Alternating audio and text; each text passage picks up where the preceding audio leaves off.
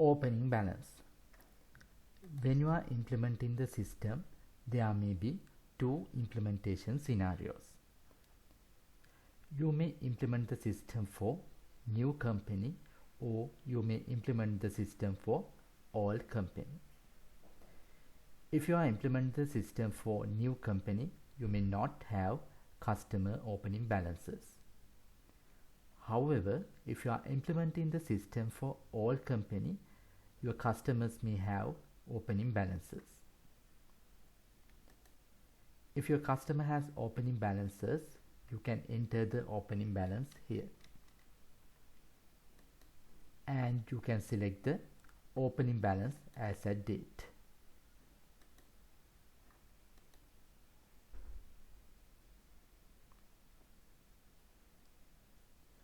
When you are enter opening balances, you need to carefully check the opening balance when you are creating the customer, because after you enter your transactions, customer transactions, you cannot edit the opening balance.